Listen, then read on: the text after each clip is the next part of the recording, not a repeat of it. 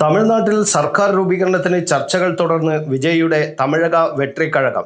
കോൺഗ്രസ് ഉപാധിയോടെ പിന്തുണ പ്രഖ്യാപിച്ചതിന് പിന്നാലെ CPI-യോടും CPM-നോടും പിന്തുണ തേടി വിജയ്. സംസ്ഥാന നേതൃത്വങ്ങൾ ആദ്യം ചർച്ച ചെയ്യുമെന്ന് രണ്ട് പാർട്ടികളുടെയും കേന്ദ്ര നേതാക്കൾ അറിയിച്ചു.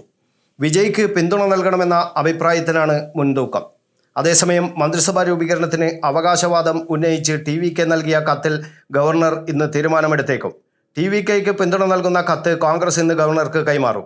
ഇടതു പാർട്ടികളുടെ പിന്തുണ കൂടി ഉറപ്പാക്കാൻ കോൺഗ്രസ് അധ്യക്ഷൻ മല്ലികാർജ്ജുന ഖാർഗെ തന്നെ ഇടത് നേതാക്കളോട് സംസാരിച്ചു.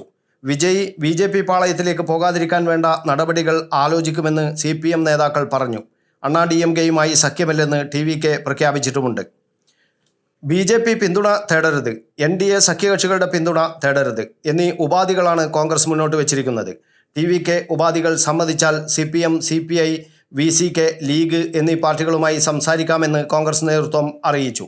പിന്തുണ തേടി വിജയ് കത്ത് നൽകിയതിന് പിന്നാലെ കോൺഗ്രസ് അധ്യക്ഷൻ മല്ലികാർജ്ജുൻ ഖാർഗെ ഇടതുപക്ഷ ദേശീയ നേതാക്കളുമായി സംസാരിച്ചെന്നാണ് റിപ്പോർട്ട്. വിജയിയെ BJP പാളയത്തിൽ എത്തിക്കരുതെന്നാണ് കോൺഗ്രസ് നിലപാട് എന്ന് ഖാർഗെ പറഞ്ഞു. DMK-ക്കും AIADMK-ക്കുമെതിരാണ് ജനവിധിയെന്നും അണ്ണാ DMK-യുമായി സഖ്യമില്ലെന്ന് TVK general secretary Arun Raj പറഞ്ഞു. ഭൂരിപക്ഷം തെളിയിക്കാനാകുമെന്നും TVK സർക്കാർ വരുമെന്ന് ഉറപ്പാണെന്നും അരുൺ രാജ് കൂട്ടിച്ചേർത്തു. ജനങ്ങളെ സേവിക്കാനാണ് IRS വിട്ട് TVK-യിൽ ചേർന്നത്. തെരഞ്ഞെടുപ്പിൽ തോറ്റിരുന്നെങ്കിലും തൻ്റെ തീരുമാനം ശരിയെന്നും വിശ്വസിച്ചേനെ എന്നും അരുൺ രാജ് പറഞ്ഞു. വിജയിയെ പിന്തുണയ്ക്കണമെന്ന് AIADMK-യിൽ രണ്ടാം നിര നേതാക്കൾ ആവശ്യപ്പെട്ടു. മുഖ്യ പ്രതിപക്ഷ പദവി നഷ്ടമായി. പ്രസക്തി നിലനിർത്താൻ TVK-ക്കൊപ്പം നിൽക്കണമെന്നും ഇത് തദ്ദേശ തെരഞ്ഞെടുപ്പിൽ നേട്ടമുണ്ടാക്കാമെന്നുമാണ് ഉയരുന്ന വാദം. എന്നാൽ ഇതിനെ എതിർക്കുകയാണ് മുതിർന്ന നേതാക്കൾ. AIADMK വലിയ പാർട്ടിയാണെന്നും വിജയ് പുതിയ ആളാണെന്നുമാണ് അവരുടെ വാദം. AIADMK-ക്ക് വിജയ് മന്ത്രിസ്ഥാനം നൽകാൻ സാധ്യതയില്ലെന്നും നേതാക്കൾ വാദം ഉയർത്തുന്നു.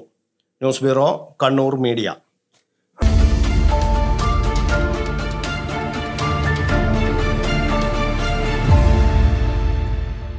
ശരി, പറയും എന്തെങ്ങനെ പ്ലാൻ?